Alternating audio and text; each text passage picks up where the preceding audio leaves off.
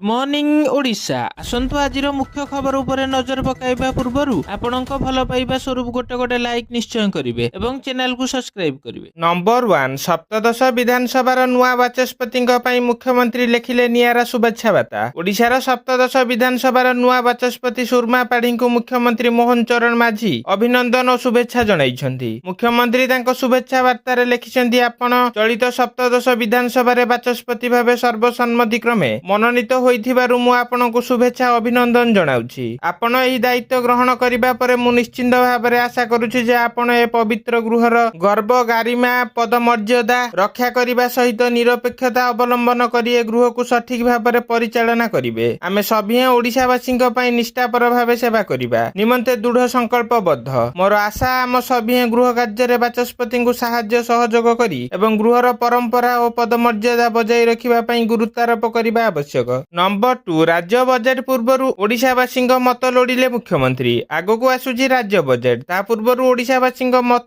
लोड़िले मुख्यमंत्री मोहन चरण माझी। वर्ष 2024-25 पूर्णांग बजेट पई स्वतंत्र वेब पोर्टाल मेल व्हाट्सएप और एसएमएस जरिया मतामत देवाकू राज्यवासी को निवेदन करिसेंती मुख्यमंत्री मोहन चरण माझी। से कहिसेंती बजेट प्रस्तुति रे साधारण लोकंक मतामत तथा प्रस्ताव ग्रहण करिबा आवश्यक। 2024-25 वर्षर पूर्णांग बजेट प्रस्तुति पई अर्थ विभाग जनसाधारण ठारू मतामत संग्रह पई एक निर्दिष्ट फॉर्मेट तैयारी करिछि। Web portal हेउछि budget.odisha.gov.in। सेहिपरि odisha.budget@gov.in ठिकाना रे ईमेल मध्य करि परिबे। एहा व्यतीत 94381641 मोबाइल नंबर रे बजेट संबंधी मतामत पठाई परिबे। नंबर 3 संबलपुर रे जंडिस आतंक 25 आक्रांत चिन्हट पड़े बढ़िला चिंता। संबलपुर रे देखा जाउछि जंडिस आतंक जिल्ला रे 25 जन आक्रांत चिन्हट हेबा परे चिंता बढ़ी। आक्रांतों मध्यरु 22 जन बयस 15 वर्षरु कम थिबा जना पड़ी। गोटे मासरे 25 जन आक्रांत होइथिबारु स्वास्थ्य विभाग पक्षरु स्थिति उपरे नजर करा जाइछि। सहरर कुंभारपड़ा शालिया बगीचा सेंसनपड़ा समेत विभिन्न स्थानरु पानी नमूना संग्रह करा जाई परीक्षा पई पठा जाइछि। सेपटे राज्यर आउ एक मुंड नैछि डिप्थेरिया। ब्रह्मपुर एमकेसीजी मेडिकल ले चिकित्साधीन अवस्था जने 10 वर्ष नाबालिक मृत्यु होइछि। मृतक कोरापुट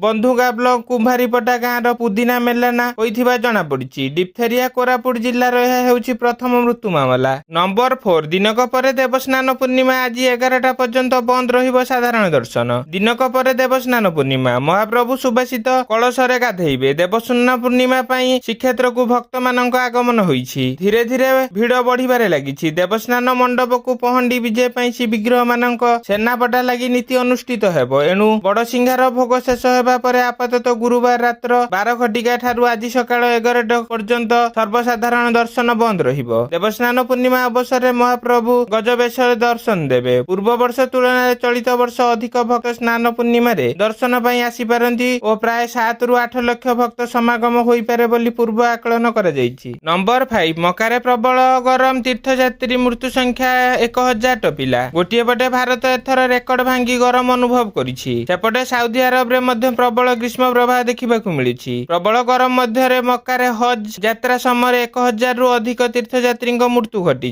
जो प्राय 90 जन भारतीय नागरिक अछंती। एक अंतर्जातीय न्यूज एजेंसी रिपोर्ट अनुसार साउदी अरब रे हज यात्रा समय मृत्यु संख्या 1000 अतिक्रम करिछि। मृतकों मध्यरु अधिकांश अणपंजीकृत तीर्थयात्री थिबारु केउ देशरु केते मृत्युवरण करछंती ताहा जानिबा कष्टकर होई पड़िछि। नंबर 6 दिल्ली रे असह्य ताती 8 दिन रे गलाणी 192 बासहीनक जीवन। राजधानी दिल्ली रे भीषण गरम जारी रही। कमिबा बदल रे दिनकू दिन तापमात्रा बढ़िबारे लागिछि। असह्य ताती और ततला पवन रे अस्तव्यस्त होई पड़िछि जनजीवन। तेबे एपरि भितर अंशुघात जनित मृत्यु संख्या बढ़िबारे लागिछि। तेबे गत 9 दिन मध्य 190 बासहीनक जीवन जाइथिबा centre for holistic development NGO report प्रकाश करिछि, जाहाकि एबे चिंतार विषय पालटिछि। असह्य गरम और लू पई पाणीपाग विभाग राजधानी दिल्ली रे रेड अलर्ट जारी करिछि। डाक्तरखाना रे अंशुघात रे पीड़ित रोगी संख्या द्रुत गति रे वृद्धि पाउछि। बुधवार स्वास्थ्य अधिकारी माने सूचना दैछन्ति। नंबर 7 पुणी कंपिबो बारबाटी स्टेडियम फेब्रुआरी रे Bharat England one day match. Odisha रे क्रिकेट प्रेमीक पई खुशी खबर। बारबाटी रे खेला जिवो वनडे मैच। भारत इंग्लैंड भितर दिनिकिया मैच बारबाटी रे खेला जिवो। आसंता वर्ष फेब्रुआरी 9 तारिख रे वनडे मैच खेला जिवो। द्वितीय दिनिकिया रे टीम इंडिया और इंग्लैंड मुहामुही हेबे। बीसीसीआई टीम इंडिया पई घोषणा करिथिबा फिक्सर रु ଏହା स्पष्ट होईछि। बारबाटी रे खेला जिवो Bharat England one day match. Match. ଫେବୃଆରୀ 9 ତାରିଖ ରବିବାର ଦିନ ଖେଳାଯିବ ୱାନଡେ। ତେବେ ବାରବାଟୀକୁ ସମ୍ପୂର୍ଣ୍ଣ ଭଙ୍ଗା ଯାଇ ନୂତନ ଭାବେ ତିଆରି ପାଇଁ ପ୍ଲାନ୍ ପ୍ରସ୍ତୁତ ହୋଇସାରିଛି। 700 କୋଟି ଟଙ୍କା ବ୍ୟୟରେ ଠିଆ ହେବ ବିଶ୍ୱସ୍ତରୀୟ ବାରବାଟୀ ସ୍ପୋର୍ଟସ କମ୍ପ୍ଲେକ୍ସ। ଦର୍ଶକ କ୍ଷମତା ବି 42,000ରୁ ବଢି 60,000 ହେବ। ନମ୍ବର 8 ଭୁବନେଶ୍ୱରରେ ଖୋଲିବ ଚାଉଳ ଏଟିଏମ୍। ଧାନ କୁଇଣ୍ଟାଲ 3100 ଟଙ୍କାରେ କିଣାଯିବ। ରାଜଧାନୀ ଭୁବନେଶ୍ୱରରେ ଖୋଲିବ ଚାଉଳ ଏଟିଏମ୍। ଖାଦ୍ୟ ଯୋଗାଣ ମନ୍ତ୍ରୀ କୃଷ୍ଣଚନ୍ଦ୍ର ପାତ୍ର ଏହି ସୂଚନା ଦେଇଛନ୍ତି। ସେ କହିଛନ୍ତି ରାସନ କାର୍ଡ ହିତାଧିକାରୀଙ୍କ ପାଇଁ ଭୁବନେଶ୍ୱରରେ ଖୋଲିବ ଚାଉଳ ଏଟିଏମ୍। ହିତାଧିକାରୀଙ୍କୁ କାର୍ଡ ଦିଆଯିବ। ସେମାନେ ମେସିନ କାର୍ଡ ଗଳେଇଲେ ବାହାରିବ ଚାଉଳ। ଆଗାମୀ ସପ୍ତାହକ ମଧ୍ୟରେ ଭୁବନେଶ୍ୱରରେ ଆରମ୍ଭ କରାଯିବ ଏହି ବ୍ୟବସ୍ଥା। ପରେ ରାଜ୍ୟର ସବୁ ଜିଲ୍ଲାରେ ଖୋଲାଯିବ ଚାଉଳ ଏଟିଏମ୍। ମନ୍ତ୍ରୀ ଶ୍ରୀ ପାତ୍ର କହିଛନ୍ତି ଚାଷୀଙ୍କ ଠାରୁ ଧାନ କୁଇଣ୍ଟାଲ 3100 ଟଙ୍କାରେ କିଣାଯିବ। ନିର୍ବାଚନୀ ଇସ୍ତାହାରରେ କହିଛୁ ଏହି ଖରିଫ ଋତୁରୁ ଚାଷୀଙ୍କୁ 3100 ଟଙ୍କା ଦେବୁ। କେନ୍ଦ୍ର ସରକାର ଧାନ କୁଇଣ୍ଟାଲ ପ୍ରତି 2300 ଟଙ୍କା କଲା ପରେ ଆମକୁ ସୁବିଧା ହୋଇଛି। ଆମକୁ 917 ଟଙ୍କା ଅଧିକା ଦେବାକୁ ପଡିଥାନ୍ତା। ଏବେ 800 ଟଙ୍କା ପଡିବ। ଚାଷୀ ଧାନ ଦେବାର 48 ଘଣ୍ଟା ମଧ୍ୟରେ ପ୍ରାପ୍ୟ ପାଇଯିବେ। ନମ୍ବର 9 ଯୁଦ୍ଧ ରୋକି ପାରୁଛନ୍ତି କିନ୍ତୁ ପ୍ରଶ୍ନପତ୍ର ଲିକ୍ ରୋକି ପାରୁନାହାନ୍ତି ପ୍ରଧାନମନ୍ତ୍ରୀ କହିଲେ ରାହୁଲ ଗାନ୍ଧୀ। ନିଟ୍ ପରୀକ୍ଷାର ପ୍ରଶ୍ନପତ୍ର ଲିକ୍ ଅଭିଯୋଗ ଘଟଣା ପୁରା ଦେଶରେ ଆଲୋଡ଼ନ ସୃଷ୍ଟି କରିଛି। ଏହାକୁ ନେଇ ବିବାଦ ଘନାଉଥିବା ବେଳେ କଂଗ୍ରେସ ନେତା ରାହୁଲ ଗାନ୍ଧୀ ସିଧାସଳଖ ପ୍ରଧାନମନ୍ତ୍ରୀ ନରେନ୍ଦ୍ର ମୋଦିଙ୍କୁ ଟାର୍ଗେଟ କରିଛନ୍ତି। ସେ କହିଛନ୍ତି ପ୍ରଧାନମନ୍ତ୍ରୀ ପ୍ରଶ୍ନପତ୍ର ଲିକ୍ ରୋକିବାରେ ବିଫଳ ହୋଇଛନ୍ତି। ସେ ଲିକ୍ ରୋକିବାକୁ ମଧ୍ୟ ଚାହୁଁନାହାନ୍ତି। ପ୍ରଧାନମନ୍ତ୍ରୀ ମୋଦି ୟୁକ୍ରେନ ଯୁଦ୍ଧ ରୋକି ଦେଇଥିଲେ କିନ୍ତୁ ପେପର ଲିକ୍ ରୋକି ପାରୁନଥିବା ରାହୁଲ କଟାକ୍ଷ କରି କହିଛନ୍ତି। ନିଟ୍ ପ୍ରସଙ୍ଗରେ ରାହୁଲ ଗାନ୍ଧୀ ସାମ୍ବାଦିକ ସମ୍ମିଳନୀ କରି କହିଛନ୍ତି ବିଜେପି ନିୟନ୍ତ୍ରଣରେ ବିଶ୍ୱବିଦ୍ୟାଳୟ ଗୁଡିକ ରହିଥିବା ଯାଏ ଦେଶରେ ପେପର ଲିକ୍ ଜାରି ରହିବ।